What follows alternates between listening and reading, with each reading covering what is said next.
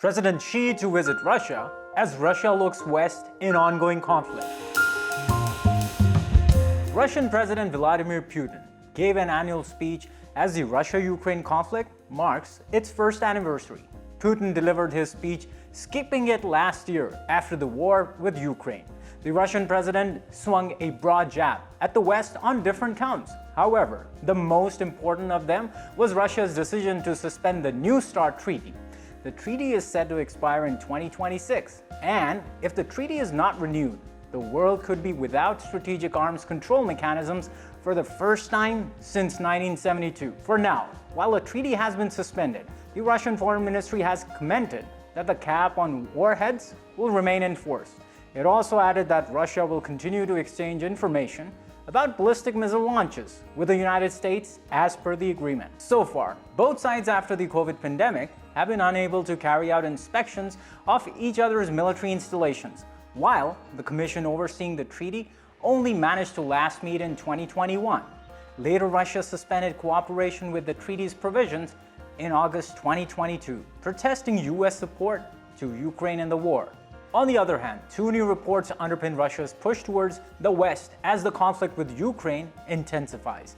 First, it is reported that Russia has revoked the 2012 decree, which underscored Moldova's sovereignty in resolving the future of the Transnistria region, a separatist region backed by Moscow and with the presence of Russian peacekeeping troops. Transnistria region shares a border to its east with Ukraine. The territory seceded from Moldova in 1992 after it feared the state will merge with Romania.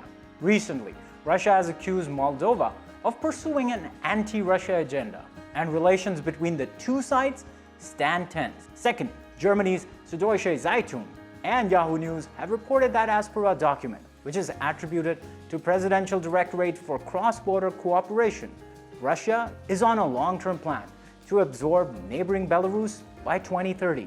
The reported document entails a long-term plan to infiltrate Belarus politically, economically, and militarily by 2030 as part of the Union state.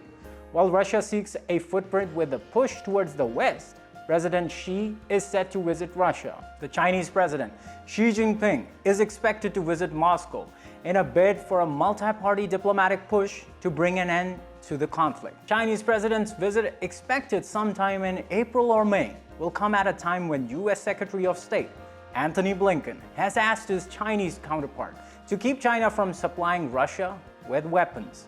At present, Ukrainian authorities have not found evidence of Chinese weapons being supplied to Russia.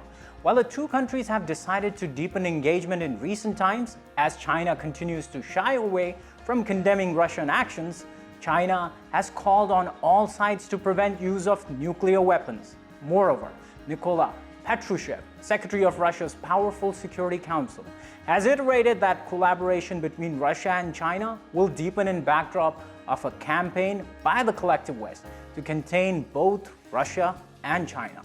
All these developments suggest, as the conflict intensifies, a redux of Cold War now knocks on Europe's and Russia's doorstep, with China becoming a new variable in the mix. I'm Usama Nizamani, and this was your Daily Dispatch.